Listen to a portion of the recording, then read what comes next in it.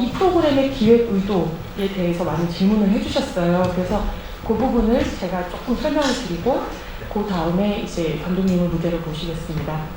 그래서 사실 작년부터 코로나19 사태가 시작되기 전부터 저희가 그런 고민을 많이 했어요.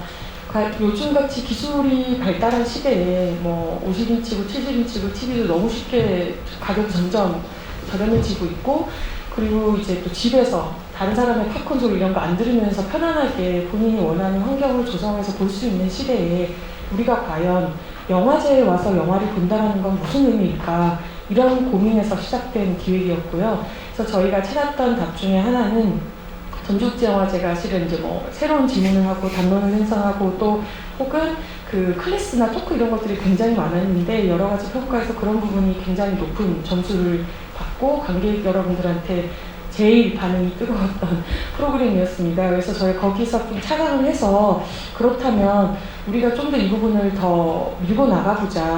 그래서 영화를 보는 것 자체뿐만 아니라 일종의 서로 잘 알지 못하는 불특정 다수가 한 공간에 모여서 영화를 보고 난 뒤에 비슷한 질문이나 비슷한 취향을 가진 사람들이 어떤 그 작품을 만든 감독이나 관계자들과 함께 좀 더 깊은 층의 대화를 나눌 수 있다면 저희가 오프라인에서 사람들이 모여서 영화제를 하는 의미가 있지 않을까, 그런 데서 출발한 기획이었고요. 그래서 뭐 저희가 조금 전에도 실은 그 모던 코리아의 다른 프로그램을 이제 먼저 상영하고 토크를 했는데, 클래스를 했는데 거기서도 이제 그 시대유감 상품이라는 작품과 대망이라는 작품이었는데 그 삼풍백화점의 유가족께서 오셔가지고 얘기를 나누다가 저희가 실은 그 주제는 뭐 경제라던가 아파트라던가 한국의 여러 가지 다른 이슈에 관한 것이었지만 얘기를 나누다 보니 세월호라는 주제까지 오게 되고 한국 사회의 이제 다양한 여러 가지 층위에 대해서 조금 더 확장돼서 얘기를 나누는 기회가 됐습니다. 그래서 그런 것들이 가능하게 도와주신 관객 여러분께 너무 감사를 드리고요. 두 번째는 좀 더 본격적으로 그렇다면 왜 모던 코리아냐라는 부분에서 제가 말씀을 드리자면, 제가 올해 초에 이런 기획, 관객과 더 만나는 기획을 고민하고 있을 때 우연히 모던 코리아 방송을 보게 됐습니다.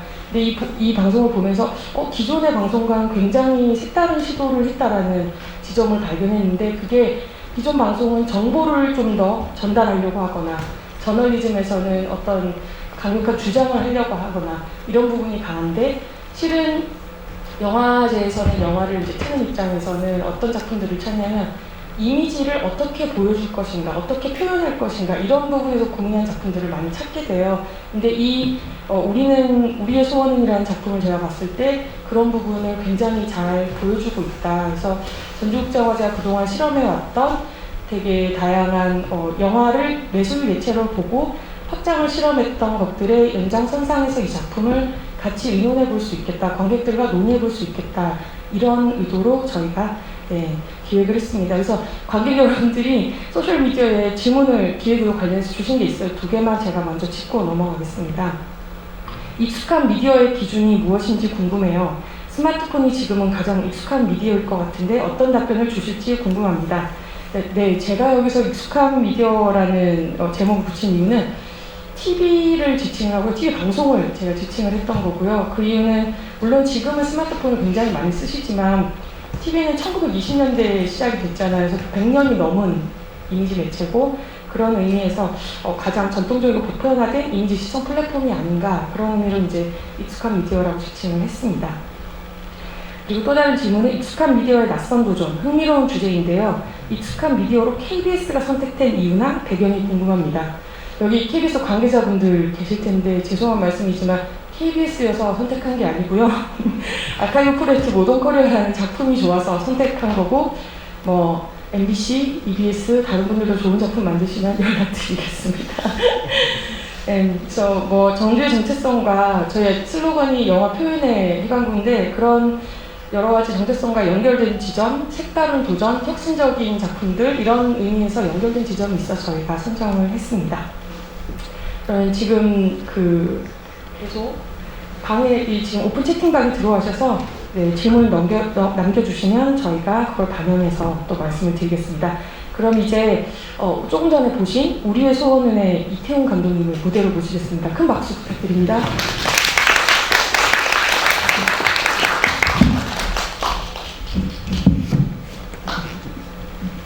안녕하세요. 좀 전에 극장에서 같이 여러분들과 영화를 같이 보셨는데 혹시 큰 극장에서 이 작품을 보신 소감이 어떠신지 먼저 한번 여쭤보고 진행하겠습니다.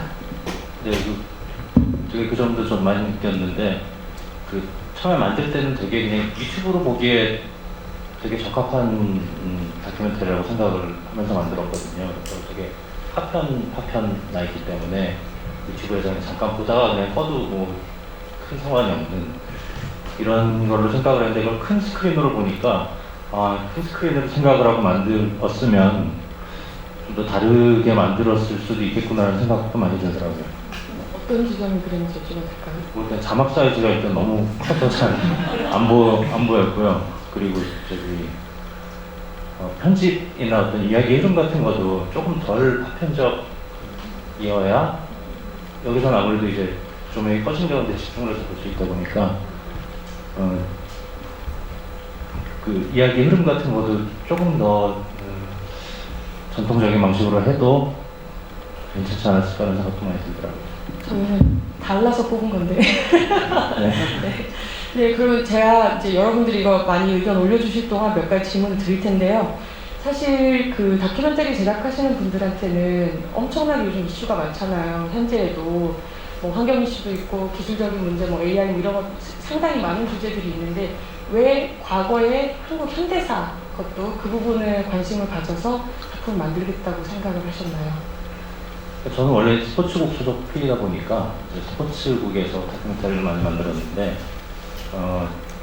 최근에 벌어진 스포츠 이벤트를 자기가 따라다니면서 촬영을 해서 만들 수도 있지만 이제 예전의 자료들을 활용을 해서 다시 보는 그런 것들도 많이 만들더라고요. 만들 기회가 있었는데 뭐 예전 자료들이 워낙 KBS에 풍부하게 많이 있다 보니까 이거는 활용을 해야겠다. 특히 뭐 올림픽이라든지 어떤 자료화면에 특히 풍부한 주제들이 있는데 이거는 자료화면들만으로 엮어도 하나의 이야기가 나올 수 있겠구나라는 생각이 들어서 자료화면의 비율을 혁신적으로 자료화면의 비율이 높은 다큐멘터리를 만들어도 되지 않을까라는 생각을 했었어요.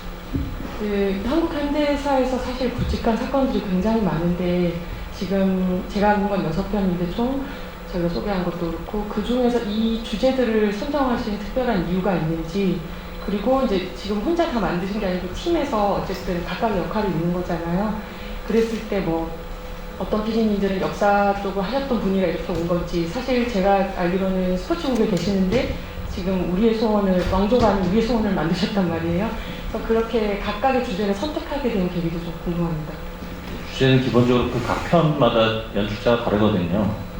그래서 그 연출자가 자기가 하고 싶은 것, 관심이 있는 주제를 택한 거고, 근데 조건이 하나 있는 게 그거에 자료가 아카이브 화면이 백업이 돼야 이걸 할 수 있는 거다 보니까 뭐 어떤 주제들은 되게 흥미로운 주제임에도 불구하고 아카이브 자료가 백업이 되지 못해서 이제 탈락이 된 주제들도 있고요. 그러다 보니까 주로 이제 80년대 이후에 어떤 주제들을 많이 다루게 되더라고요. 70년대 자료 같은 경우는 특히 많이 빈약하고 80년대도 이제 80년대 중후반 넘어가야 자료가 풍부하다 보니까 그래서 80년대 이후로 대부분의 주제들이 몰려 있습니다. 네. 그리고 제가 또 궁금했던 게 사실은 이렇게 방대한 아카이빙이 있으면 그 아카이빙 이미지로만 1시간 충분히 만들 수 있을 것 같거든요. 그런데 지금 이 작품의 또 특이한 점은 그 과거 당시에 계셨던 주인공들 혹은 그 인물들을 현재 시점에서 다시 인터뷰를 합니다. 그 점이 되게 인상적이었어요. 그래서 그렇게 하신 이유가 있으신지. 아무래도 방송 다큐멘터리다 보니까 이제 내레이션도 없고 최소한의 이야기의 흐름을 따라갈 수 있는 그게 필요했거든요. 아무리 좀 새로운 시도를 한다고 해도 그런 한계가 있기 때문에 내레이션이 없는 경우에는 그걸 해줄 수 있는 역할이 인터뷰라고 생각을 했고 또 인터뷰가 어떤 자료들을 일종의 방해하는 느낌이라고 한다면 최대한 방해를 안 하는 방향은 어떤 방향일까 생각을 했을 때 그 자료화면에 나오는 사람이 나오면은 덜 방해가 되겠구나 그런 생각으로 이제 인터뷰를 넣게 됐고 인터뷰를 넣지 않았으면은 뭔가 좀 그냥 시청자들이 보기에 비교적 이해가 훨씬 어렵지 않았을까 하는 생각도 많이 들어요. 아니 제가 이 질문을 한 이유는 제가 그 현재 인터뷰가 흑백으로 들어가고 과거 인터뷰 과거에 이제 아카이빙 자료들은 컬러로 들어갔어요. 근데 제가 이제 두 가지 질문을 드릴 때 하나는 제가 느끼기에는 그 역사라는 게 사실은 현재의 관점에서 과거를 제일 해석하는 거잖아요. 그런 의미에서 일부러 감독님께서 이제 어쨌든 그 당시 인물들이 지금 그 당시를 어떻게 기억할 것인가, 어떻게 재해석할 것인가라는 측면에서 기술적으로 그런 것들을 배치한 게 아니었나라는 생각이 들었었고, 또 하나는 그 사실은 영화에서는 파운드 푸티지라고 그 파운드 푸티지만으로도 이제 그 작품들을 만드는데 감독님께서 이거를 컬러를 전환을 시켜가지고 좀 다른 의미로 사용했다라는 생각이 드는 거여서 하나는 어쨌든 현재 인물들, 과거 속의 인물들이 현재에서 얘기를 하는 게 역사 측면에서는 굉장히 전통적이라는 생각이 하나가 들었고, 두 번째는 이제 왜 과거를 컬러로 두고 현재를 흑백으로 뒀는지.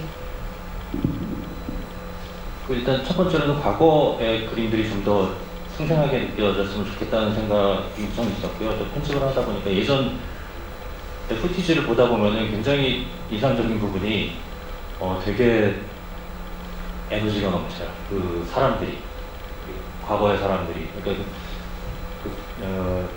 옛날에 굉장히 한국이 젊은 나라였구나라는 생각이 드는 경우가 많은데 그 생각의 연장선상에서 이어져서 과거가 좀 더 비비드하다면은 현재는 조금 더 늙었다고 할까요? 약간 그런 느낌의 생각이 들어서 그런 선택을 했던 것 같아요.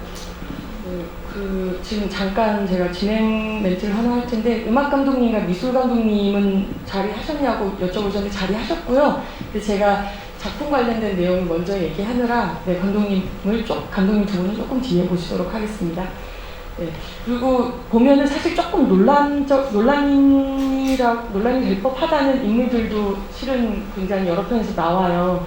근데 그분들을 섭외하실 때 어려움은 없으셨는지, 뭐 예를 들면 캐서린 스티븐슨 논란은 아니지만 어쨌든 섭외하시기 힘드시지 않으셨을까. 그리고 호화평이라던가, 그래서 좀 전에 본 산봉에서도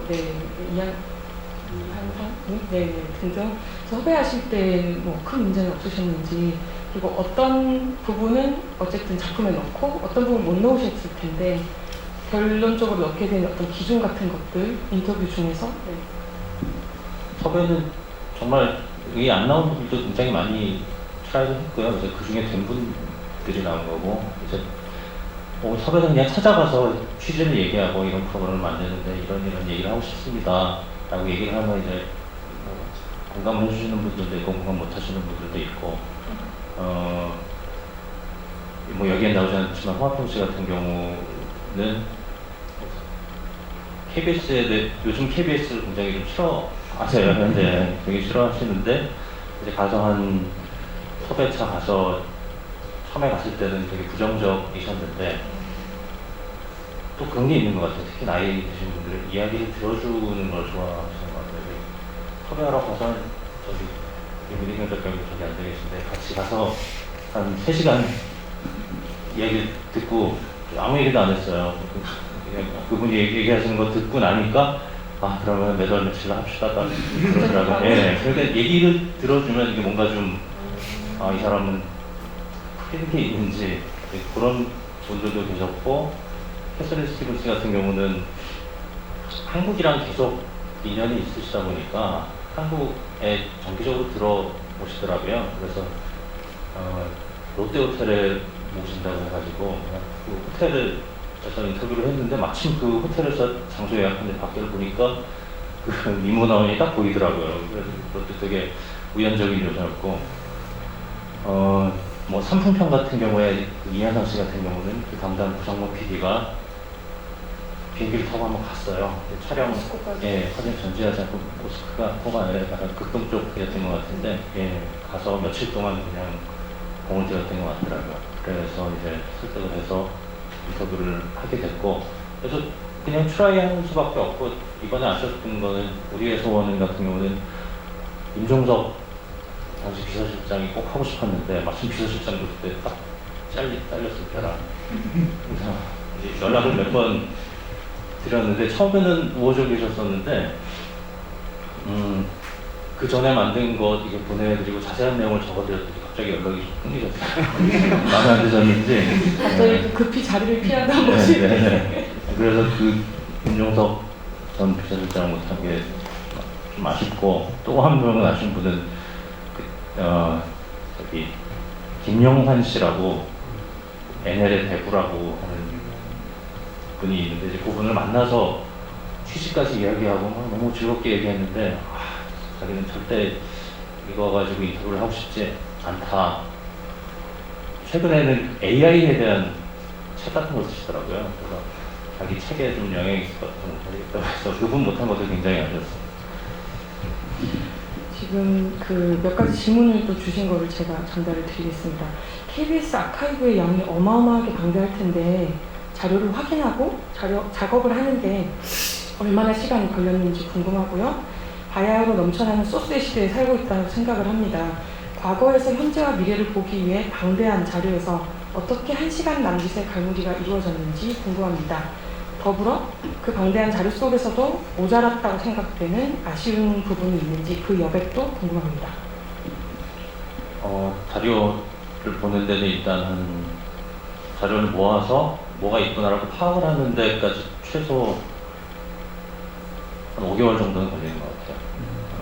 5개월 정도 걸리고, 일단 한 편을 할 때는 20테라 정도의 분량인데, 20테라는 썬더볼트 3를 꽂아서 받는 데만 며칠 걸리더라고요. 그러니까 시간이 제일 오래 걸리는 거는 그걸 다 받아서 하나하나 보면서 이제 정리를 하는 거고, 하나하나 보면서 그걸 엑셀 표로 정리를 해서요.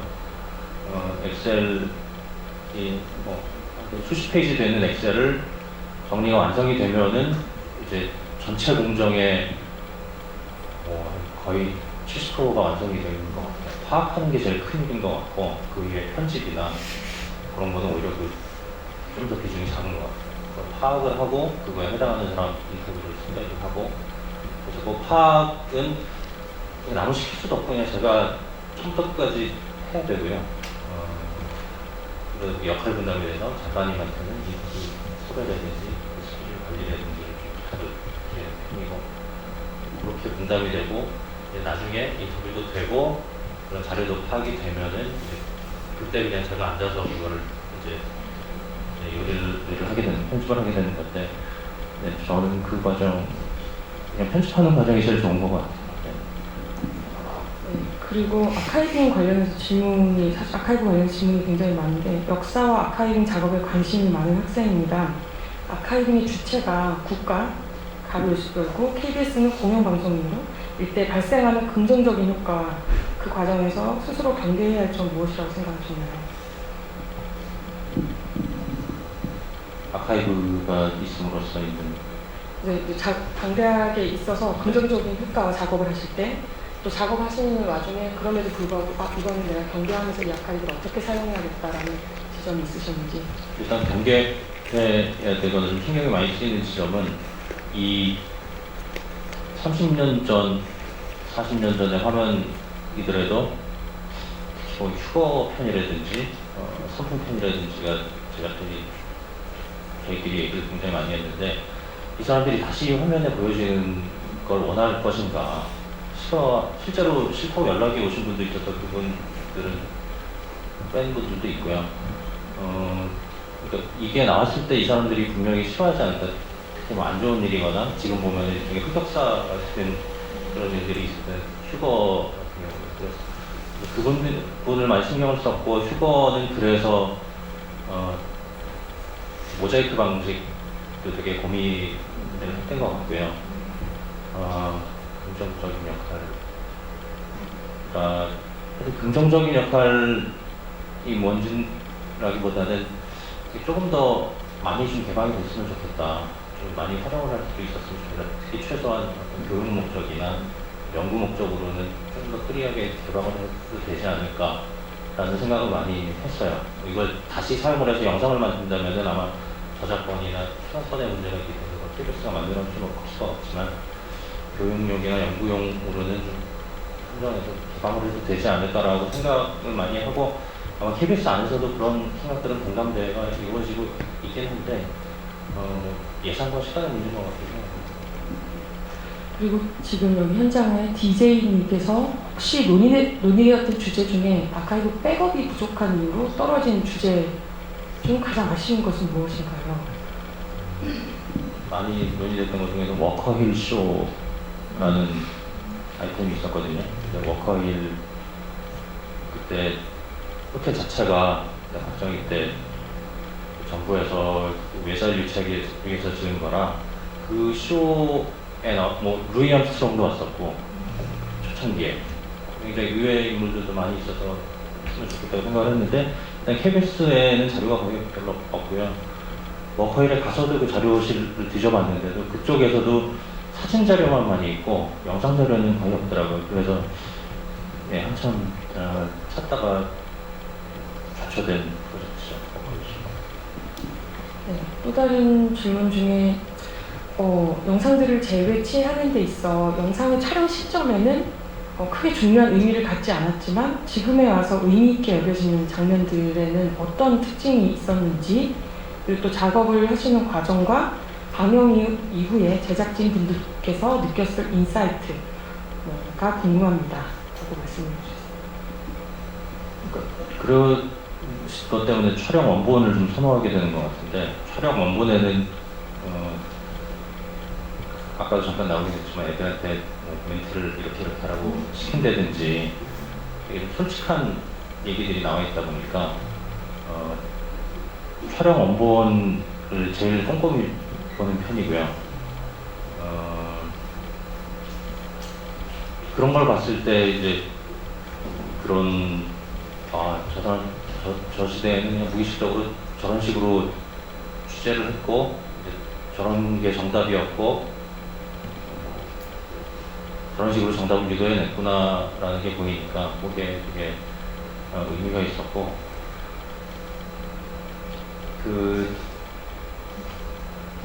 하여튼 느낀 거는 과거 자료를 보는 게 과거에 대한 얘기뿐 아니라 그거를 현재에 우리들이 보는 거잖아요. 그러면서 느껴지는 게 있잖아요. 과거를 그 앵커로 해서 지금 우리는 어디에 와 있는데 볼 수 있는 기준이 되는 것 같아요. 그래서 현재 시점이 2020년 시점에 30년 전의 그림을 보는 사람 우리들이 뭘 느끼느냐를 보면서 우리는 어느 방향 우리에 대한 얘기도 된다는 느낌을 많이 받았어요. 실은 그 아이한테 거의 주입시키다시피 답을 얘기하는 것도 있고 다른 편에 보면 뭐 보도하기 직전에 뭐 스태프들끼리 하는 얘기도 있고 또 어떤 장면에 보면 건국대 그 시위 장면에 보면 학생들이 막 맞는 장면 이런 것도 촬영을 할 때 거기서 그런 얘기를 하잖아요. 경찰들이 MBC는 모르겠지만 KBS는 너네는 이러지 말라 이런 얘기를 좀 넣으셨던 것들이 저한테는 일종의 어떤 면에서는 현재의 다큐를 혹은 이제 뭐 공영방송에 계시면서 현재에서 언론의 역할에 대한 이런 고민을 하시면서 일종의 자조적이다라는 생각도 조금 들었거든요. 근데 넣으실 때는 뭐 약간 그런 생각은 안 하셨는지. 자초까지는 아니고요. 그냥 저는 그냥 되게 재밌다고 생각을 했어요. 그리고 그게 전체적인 다큐멘터리도 이게 꼭 저는 풍자라기보다는 우리나라가 이런 과정을 겪어왔구나. 우리나라 지금 보면 좀 웃기기도 하지만 저는 그때 제가 그 카메라맨이라든지 그 기자였으면 과연 내가 다른 선택을 했었을까 이런 생각도 되게 많이 해봐요. 나도 그냥 저렇게 했을 것 같은데 라는 생각을 많이 하면서 어떻게 좀 판단을 한다기보다는 우리나라가 옛날에 저랬구나 저런 걸 거치고 이렇게 왔구나 참 우리나라 재밌는 나라다 이런 느낌을 많이 받으면서 작업을 했어요. 이렇게 왔구나가 어떤 느낌일지 확 오는데요. 그러면 조금 이제 또 주제를 좀 넘어가서 이미지 표현법에 대해서 질문을 좀 드리고 싶은데요. 어쨌든 다큐든 뭐 작업을 하실 때 처음에 톤 앤 매너라던가 리듬이든 속도든 스타일이든 이런 고민을 굉장히 많이 하셨을 텐데 지금 보면 작품 전체를 어쨌든 이 모던 코리아라는 프로그램을 관장하는 어떤 톤이 있고 각각의 또 개성들이 조금씩 다릅니다. 근데 그것들을 처음에 사실은 기존 방송의 다큐와 굉장히 다르잖아요. 그래서 처음에 어떤 식으로 가겠다라는 컨셉을 정했던 기조가 있으셨는지, 그리고 그게 최종적으로 나온 버전에서 변화된 게 있으신지 아니면 그대로 나왔는지. 이 프로젝트 시작을 할 때 모델이 된 게 아무래도 그 재작년에 만들었던 서울올림픽 30주년 8818이라는 다큐멘터리였기 때문에 그게 톤앤 매너를 그거를 기본적으로 따르되 이제 제작진들은 다 다르기 때문에 그냥 서로 그냥 하고 싶은 대로 합시다. 그게 기본적인 톤앤 매너만 지키고 자유롭게 하자고 이제 얘기를 했는데 그런 점이 있었던 것 같아요. 8818 같은 경우도 허화평 씨도 나오고 제가 조금 아까 말씀드렸던 그런 일반적인 과거에 대한 판단을 하지 않고자 하는 생각이 좀 있었거든요. 근데 이제 삼풍편을 할 때 이제 후배가 편집을 했는데 이제 마지막 커트에 뭔가 사고들이 일어나는 몽타주에 이제 이명박 전 대통령, 박근혜 전 대통령 커트가 들어가더라고요. 근데 그거는 제가 꼭 뺐으면 좋겠다. 너무 단편적인 한 편의 의견으로만 보일 것 같고 그런 입체적인 느낌이 확 납작해질 것 같다라고 해서 이렇게 뺐던 기억이 나요. 그러니까 좀 그 정도의 트레디셔널한 어떤 정치적인 입장을 나타내는 다큐멘터리가 아니었으면 좋겠다. 그 정도의 생각을 하고 서로 만들어 갔던 것 같고 그 선풍평 같은 경우는 그렇게 그런 느낌을 받는 거는 100% 이해를 하지만 그거를 그 카트를 넣고 안 넣고는 굉장히 큰 차이가 있는 것 같다. 라고 이제 설득을 했었던 기억이 나요. 사실 저는 이 우리의 소원을 보면서 제일 재밌다고 생각하고 제일 어떻게 보면 영화적인 재미가 있다고 생각했던 게 한 청년이 나와요. 그게 드라마의 한 부분인 것 같은데 그 청년이 처음에는 이렇게 부분 이제 작품의 부분에서 계속 반복적으로 나오는데 이야기가 조금씩 진행이 되거든요. 처음에는 뭐 어떤 문을 여는 것 같다가 나중에 알고 봤더니 시체 영안실 같은 곳에 시체 보관소에서 다가갈 때 시체가 갑자기 벌떡 일어난다던가 그리고 뭐 악몽을 꾸면서 눈을 번쩍 뜬다던가 이런 것들이 굉장히 어떤 상징과 감독이나 혹은 이 팀이 뭔가 얘기하려고 하는 것들을 같이 연결하면서 쭉 끌고 간다라는 느낌을 받았거든요. 그래서 그 장면을 처음에 어떤 계기로 생각을 하셨는지 그리고 이건 저의 개인적인 생각입니다만은 그게 마치 이렇게 깨어나는 시민들 눈을 뜨고 일어나고 깨어나면서 민주화의 어떤 과정들을 거친 시민들의 모습처럼도 보였는데 혹시 의도는 어떠셨는지? 처음에는 그냥 한 번만 넣으려고 했는데 편집을 하다가 막히는 부분들이 도저히 뭘 넣어도 그 뒤에가 연결이 안 되더라고요. 근데 그걸 또 넣으니까 연결이 되더라고요. 그래서 이거 계속 써도 되겠다. 이런 되게 굉장히 실용적인 의도도 있었고 말씀하신 그게 뭐였더라? 사랑이 꽃피는 나무 1회예요. 최재성 씨가 의대생인데 그 최재성 씨의 악몽인 거예요. 피처를 해보야 되는데 너무 하기 싫다 보니까 그런 악몽을 꾸는 것인데 말씀하신 대로 그 눈을 뜬다는 거는 좀 뭔가 좀 세계관이 변하는 순간의 어떤 그런 지점마다 그걸 넣어주면 좀 그런 의미를 줄 수 있지 않을까 한 거고요. 원래는 이제 다른 그림을 그려고 했는데 그냥 이거 그냥 또 써도 되겠다 싶더라고요. 네. 제가 생각지도 못한 엄청난 의도가 있는 줄 알았는데 네, 그리고 또 재밌었던 게 사실은 어떤 면에서는 굉장히 뭐 유튜브라고 아까 표현하셨는데 소셜미디어적인 방식이라고 생각했던 몽타주 같은 것들이 뭐 코미디의 한 장면이나 뭐 드라마의 한 장면, 뉴스의 한 장면, 뭐 토론의 한 장면 같은 것들이 컷 이제 연결해서 사실은 하나의 문장이 되거나 한 가지 뭐 얘기를 전달하려고 하나 하나의 씬이 되는 그런 부분들이 많이 있어요. 근데 굉장히 재밌다고 생각한 지점이었는데 하나 이제 고민이 됐던 게 지금 꽃피는 나무 1회의 얘기를 하셨는데 각각의 그 컷들이 실은 가지고 있는 배경과 맥락과 내용들이 있잖아요. 그것들을 어쨌든 단면적으로 잘라서 이거를 지금 내가 하려는 어떤 영화의 한 부분으로서 이용을 하게 되는 건데 그랬을 때 사라지는 맥락 같은 것들에 대한 걱정은 없으셨는지. 네, 뭐 원본에 대한 맥락에 대한 걱정은 전혀 안 했던 것 같아요. 그런 게 좀 즐거웠던 것 같고 마음껏 그냥 쓴다고 뭐라고 할 수 없으니까 뭐라고 할 수 있는 사람이 없으니까 그런 점을 원본에 대한 맥락은 크게 고려 안 했어요. 네. 그리고 또 하나 또 특이한 건 뭐 사실 영화를 보는 사람 관객한테는 아주 큰 점은 아니죠. 나레이션이 지금 없잖아요. 그런데 그 공백이 전혀 느껴지지 않는 게 뭐 조금 이따 김기조 디자이너라는 거 얘기를 해보겠지만 타이포라던가 지금 말씀하신 이런 일종의 저는 풍자라고 생각을 했는데 풍자적인 장면에서의 대사라던가 이런 것들로 대체하고 있다는 생각이 들었어요. 그래서 처음부터 애초에 나레이션은 고민하지 않고 그렇게 진행을 하신 건지.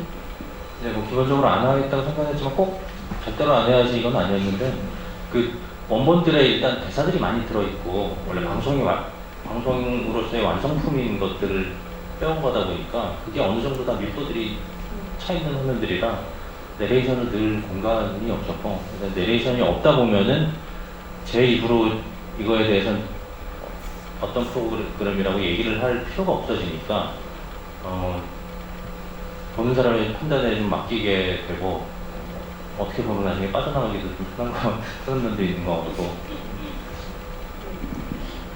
그리고 사실 뭐 이제 감독님한테 몇 가지 두 가지 질문 정도만 더 하고 이제 미술 감독님과 음악 감독님을 초대할 텐데 마지막 그 박근혜 전 대통령 장면도 굉장히 사실은 좀 인상적이에요.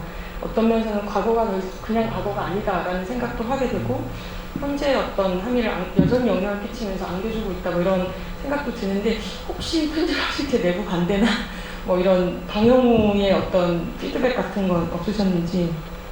네, 뭐 그런 건 없었고요. 박근혜 장면이 들어갔던 거는 공교롭게도 박근혜 전 대통령이 50 기간 동안 조용히 있다가 50이 끝나고서부터 저렇게 추모식을 크게 하고 다시 활동을 시작을 하더라고요.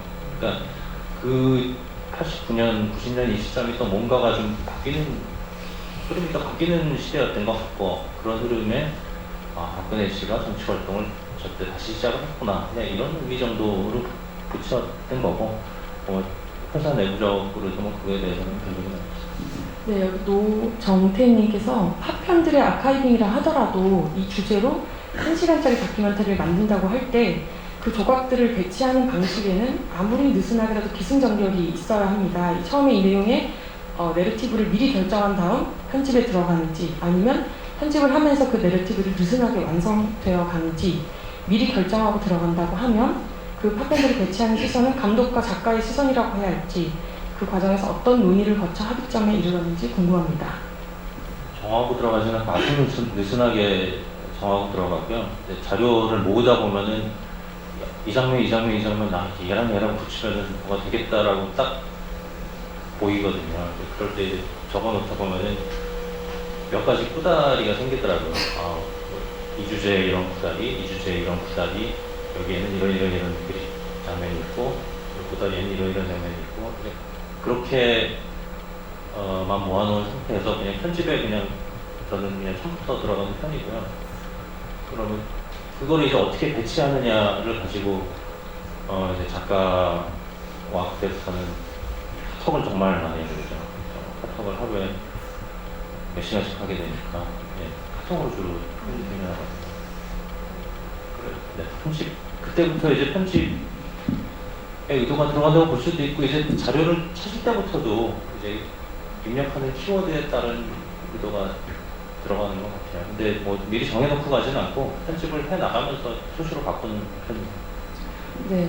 그리고 온라인으로 질문 주신 분 중에 익숙한 미디어의 낯선 도전에 대해서 이제 대중적으로 텔레비전에서 보여줄 수 있는 편성되는 이슈와 이렇게 신층 컬렉션으로 제작되는 이슈를 가르는 기준이 무엇인가요? 그리고 편집 과정에서 어쩔 수 없이 개입되는 감독님과 작가의 개인적인 가치관을 어떻게 최소화하나요?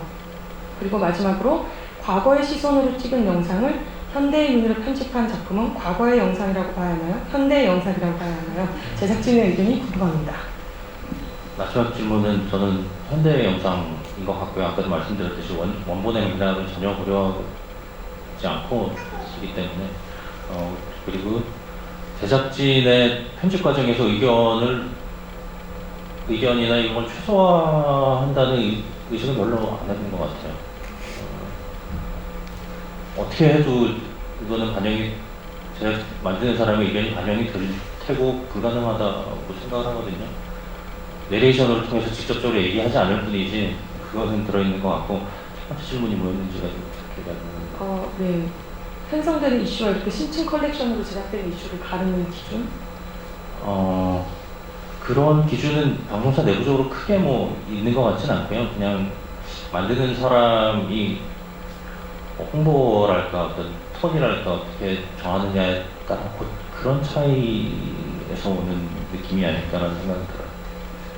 네, 그럼 이 정도로 감독님과의 대화를 조금 정리를 해보고 이제 그 미술 감독을 맡으신 김기소 디자이너님과 음악 감독을 맡으신 DJ 소울스케이프 두 분을 무대로 모시겠습니다.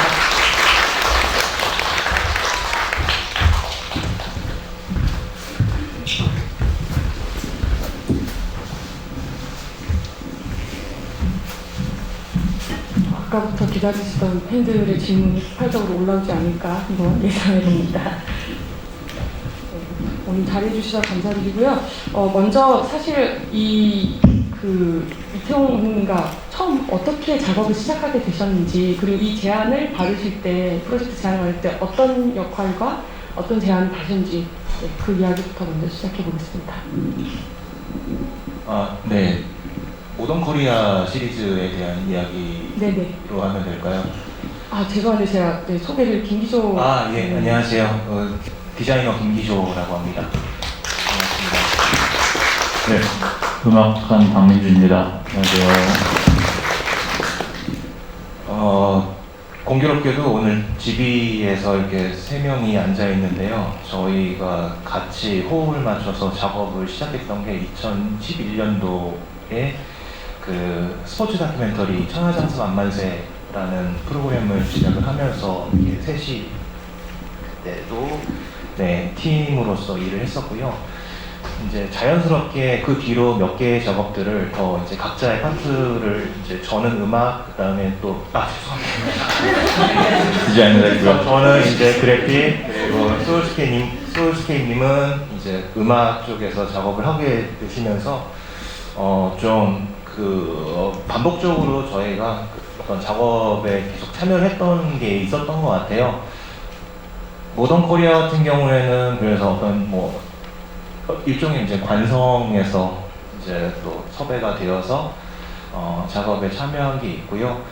어떻게 보면 2011년도에 천하장사 만만세라는 다큐멘터리가 이제 첫 계기가 될 수도 있겠죠. 어떻게 보면 모던 코리아보다 한참 더 앞선.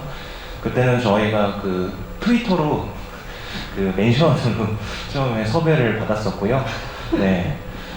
그때는 이제 지금보다는 트위터라는 매체의 영향력도 더 크고, 그다음에 또 신뢰도도 더 높았다고 생각을 하기 때문에, 그렇게 우연이라고 해야 될지, 아무튼 굉장히 소소한 계기로 이제 만나 뵙고, 작업에 대한 시작을 좀 열었던 것 같습니다. 그 뒤로는 이제 꾸준하게 서로에 대한 작업적인 신뢰를 바탕으로 몇 가지 작업을 하게 되면서 자연스럽게 모던 코리아까지 도달하게 된 것 같고요. 네.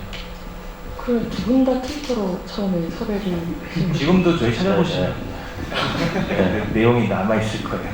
네. 처음에 섭외하실 때 뭔가 매력적인 포인트가 있었나요? 이태용 감독님의.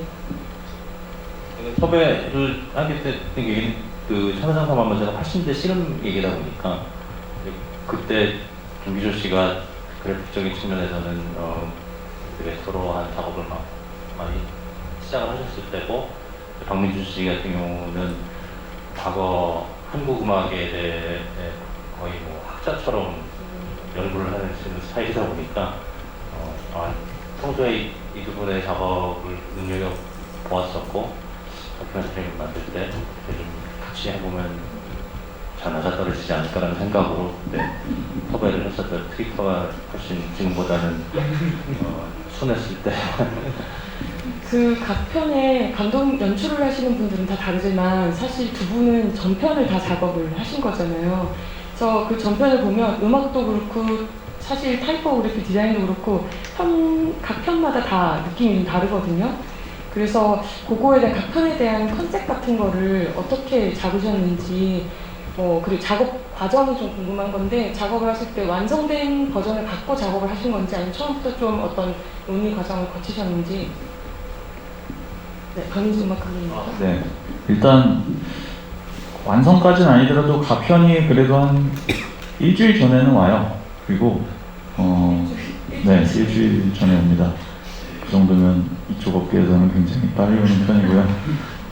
저는 모던 코리아 시작 이제 한다고 했을 때 아무런 주제 정해지지 않았을 때부터 작업을 시작을 해야 되고요. 음악은 당연히. 왜냐면 저희는 이번에 이제 오리지널 스코어들로 구성이 됐기 때문에 거기서 다룰 주제들을 좀 파악할 수 있는 아카이브 영상들을 많이 이제 공유를 해주셨어요. 그래서 보고 제가 관심 있어하는 주제이기 때문에 그리고 음악적으로 보자면은 이게 다루고 있는 이번에는 특히 컨셉이 한국 다큐멘터리에 사용됐던 특히 TBC 시절부터 KBS를 아우르는 그 다큐멘터리 음악의 계보가 있어요. 그래서 그 분들이 이제 만드셨던 방법들이나 이런 것들부터 시작해서 그 당시에 이제 한국 컨템퍼러리 뮤직에서 사용되는 꼭 가요나 이런 것들이 아니더라도 그런 것들에 대한 전반을 아울러서 하고자 했고 구체적인 작업 방식을 말씀드리자면 저는 룰을 굉장히 철저하게 세우는 편이기 때문에 그래서 이번에도 예를 들자면 그런 거예요. 여기에 사용됐던 모든 현악기들은 다 국악기고요. 제가 사실 감독님들한테는 그걸 좀 거짓말을 했는데 국악기를 사용한다고 하시면 보통 다큐멘터리 감독님들이 좀 안 좋아하세요.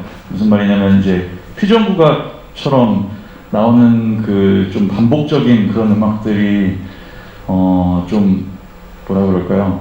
되게 예상하기 뻔한 개량 한복으로 굉장히 새로운 룩을 보여줄 수가 없듯이 좀 그런 아무래도 선입견이 있더라고요. 그래서 처음에 말씀으로는 국악기도 있고 스트링 세션도 오고 하는데 결국 최종본에는 전부 다 국악기로만 작업을 했고요. 그리고 전체를 관통하는 테마들이 있어요. 이거는 시리즈이기도 하고 그리고 모던 코리아라는 것을 음악으로 봤을 때 어떻게 보면 이제 저희가 다루고 있는 것들이 80년대, 90년대 시기적으로는 조금 좀 광범위할 수도 있지만 저도 8, 90년대 이제 초중고 대학생이었었던 시기이기 때문에 굉장히 그 시절의 음악들에 많이 노출이 됐었고 영감도 많이 받아 있었고 그 당시의 사운드가 무엇이냐, 그 당시에 선호하던 음악적인 기법이 무엇이냐, 그리고 그걸 재현하거나 반복하는 게 아니라 그걸 지금의 관점에서, 그러니까 아까 말씀하신 것처럼 영상을 그렇게 다시 지금의 관점에서 편집을 하면 지금의 음악이 되는 것처럼 그걸 가지고 컨템퍼러리한 뮤직으로 풀어내는 게 어떻게 보면 다큐멘터리 음악에서 제일 중요한 부분이라고 생각하거든요. 그게 어떤 영화 음악이나 이런 쪽이랑 완전히 다르게 내러티브나 이런 것들을 강요하거나 뭔가 감정선을 제시해줘서 그걸 따라하게 하는 것이 아니라 때로는 굉장히 가장 기능적인 것이 가장 몰입할 수 있는 여건을 만들어준다든지 이런 좀 컨셉적으로 봤을 때 이게 굉장히 밸런스가 있어야 하고 그리고 그 안에서도 비음악적으로 이게 하나의 언어라는 것을 고려해서 생각해야 될 요소들이 좀 많은 편이에요. 그래서 그런 룰들을 각 편에 대해서 뭐 세워두고 작업은 했는데 뭐 그걸 여기서 다 말씀드리긴 좀 어려울 것 같고, 네, 그렇게 작업을 했습니다. 그 음악 얘기가 나온 김에 지금 HJ님이 왕조에서 허비 앤콕의 곡이 쓰인 것이 인상 깊었는데 아, 그거는 제가 쓴 게 아니고요. 그 자료 화면을 그대로 이제 음악을 올려놓으신데. 네.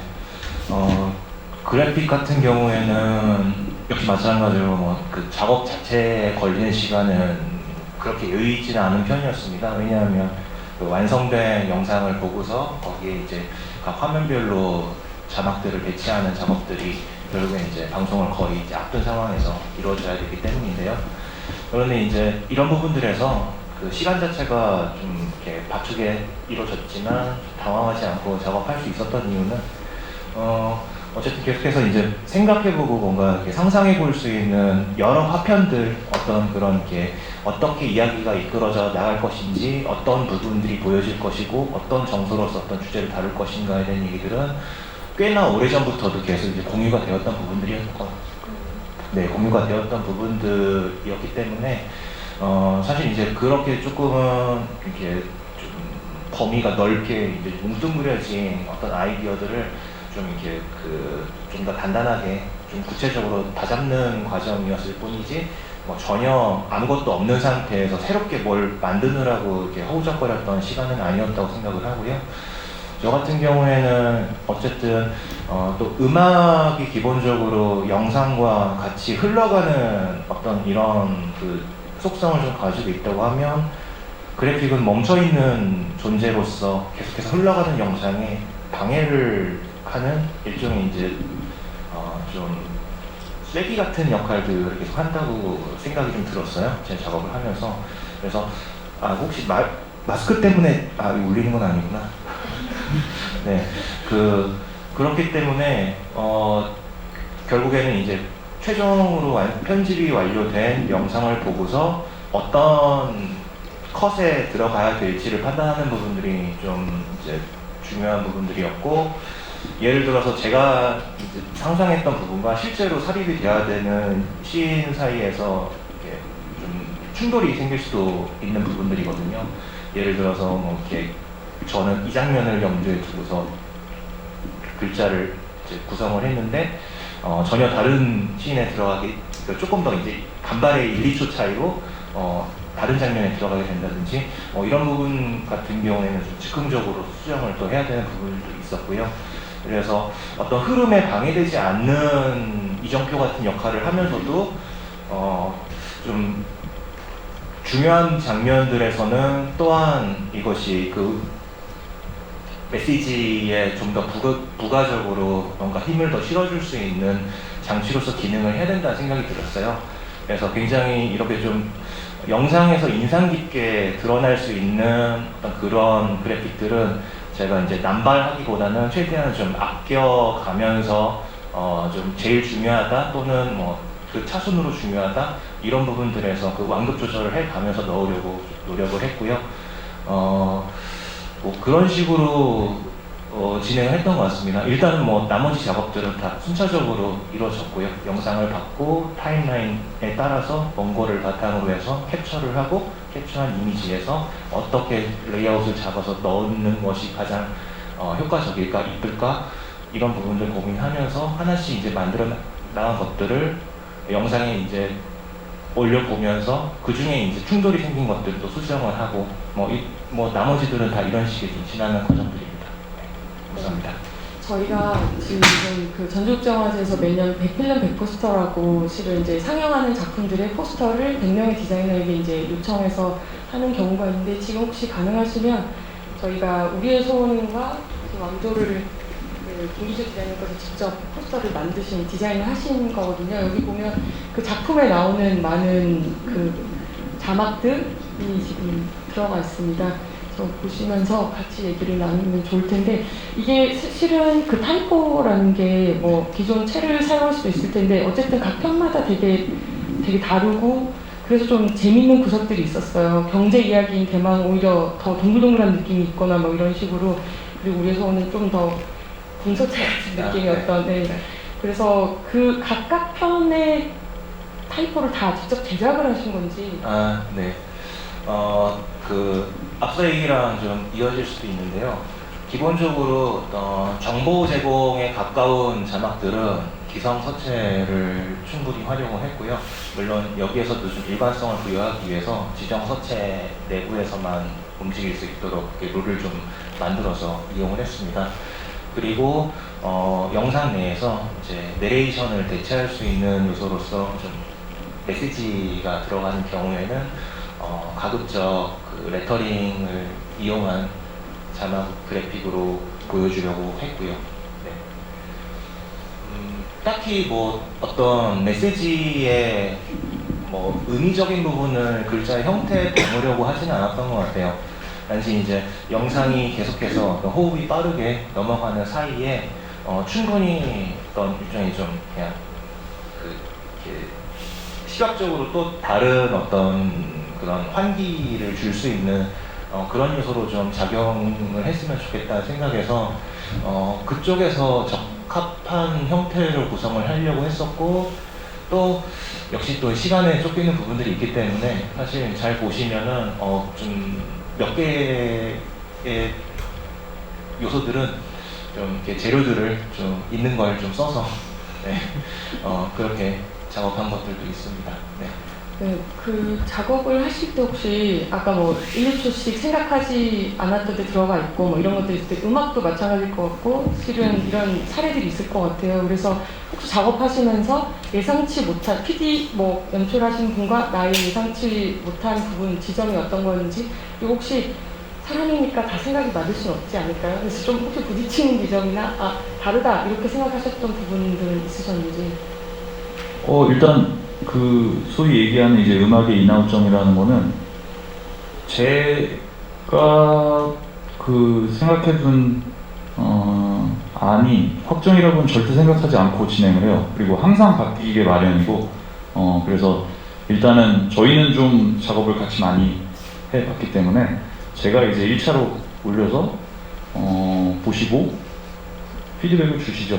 그러면은 그걸 가지고 이제 수정을 하고 그 수정의 양이 달라지는 경우는 있겠습니다만, 그런 과정이 이제 템포가 있게 그리고 일관성 있고 굉장히 빠르게 작업이 돼야지 작품이 제 시간에 맞춰서 방송이 될 수가 있거든요. 그래서 저는 그런 판단을 하고 서로 그런 것들을 조율하고 하는 그 좀 의지와 과정, 그게 가장 중요한 부분이 아닌가 싶어요. 특히 이런 방송 다큐에서는 특히 그렇고, 그랬을 때 그것을 제가 수정을 하거나 이제 다른 제안을 할 수 있는 카드들을 많이 가지고 있어요. 다른 데서도 이제 다른 부분들도 마찬가지겠지만 그런 것들을 예상을 하고 작업의 초반 과정부터 조금 리소스들을 좀 더 폭넓게 만든다고 봐야겠죠.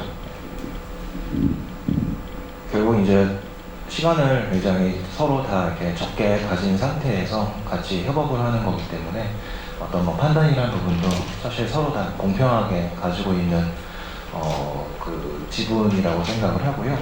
근데 사실 저는 뭐 이제 제 입장에서는 사실 감사하게도 좀 예쁨을 많이 받았어요. 그러니까 거의 해서 보내드리면은 정말로 이제 뭐 이렇게 중요하게 문제시 되지 않는 것들, 죄송합니다. 중요하게 문제가 되는 것들 제외하면은 대부분 다 이렇게 수긍을 해서 이렇게 받아주시는 부분들이 많았기 때문에 감사하게도 좀 표현하고자 하는 부분들이 거의 대부분 반영이 됐다고 생각을 하고요. 네, 여기 WSG님이가 주신 질문인데 세 분 다 어쨌든 최종본은 두 분도 다 보셨을 거잖아요. 세 분 다 젊으신데 각자 기억하시는 80년대는 어떤 세상이었는지, 그리고 이 다큐의 그 시각이 어떤 식으로 반영되었는지 태웅님부터 하실까요? 이 중에서는 제가 제일 어렵긴 한데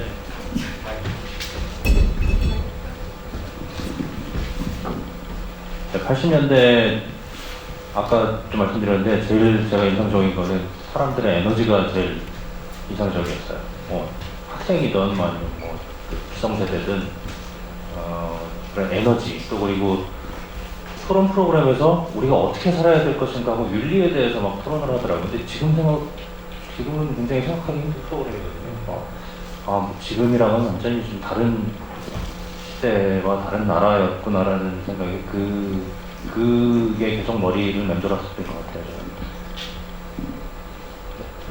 저는. 네. 저는 80년대 중반생이거든요, 사실은. 그래서 제대로 자아가 형성돼서 제가 이렇게 판단을 할 수 있는 나이는 이미 90년대에 진입한 뒤의 일이라고 생각을 해요. 그래서 사실 저는 이제 모던 코리아 시리즈를 이제 준비를 하면서 이제 각각 에피소드들의 여러 사건들을 좀 90년대에 일어났던 좀 유사한 어떤 그런 사건들로서 한 번씩은 이제 필터링을 해서 보게 된 것 같아요.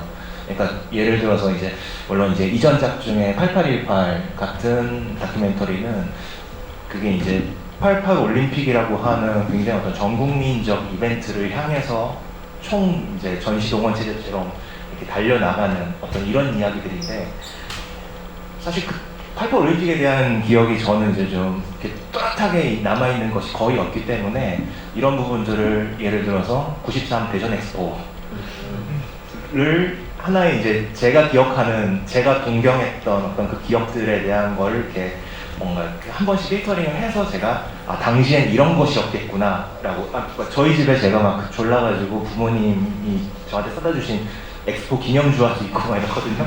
네, 저한테는 어떻게 보면 5년 뒤에 그 93 대전 엑스포라고 하는 것이 일종의 그 88 올림픽의 대체제로서 저한테는 그렇게 작용을 했었는데 좀 그런 식으로 제가 유사하게 이해할 수 있는, 제가 체감적으로 이해할 수 있는 부분들을 좀 한 번씩 관통해서 다시 이해를 했던 것 같아요.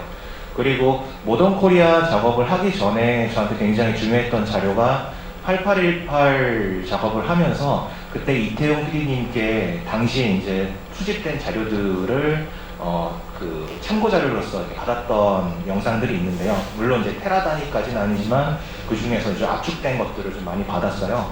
이것들을 보면서 굉장히 이제 컷컷으로 잘린 장면들이 아니라 실제로 당시에 방영이 되고 그 당시에 사람들이 봤던 속도 그대로를 제가 그냥 이렇게 정말 이렇게 멍하니 TV를 보듯이 볼 수 있는 그런 속도감의 자료들이 굉장히 많이 있었는데 이것들을 보면서 조금은 어떤 간접 체험으로서의 경험들이 그때 굉장히 이제 진하게 머릿속에 남아있는데 이것들이 저는 이제 굉장히 제 개인적인 흥미로 봤던 것들이지만 그렇게 해서 남았던 기억들이 모던 코리아 작업을 진행할 굉장히 도움이 많이 됐던 것 같습니다.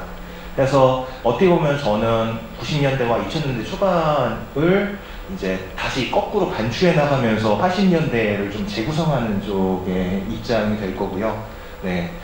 어떻게 보면 좀 이렇게 판타지에 대한 어떤 그 목격을 하는 좀 그런 식의 경험들이 오히려 더 좀 컸다는 생각이 듭니다. 네.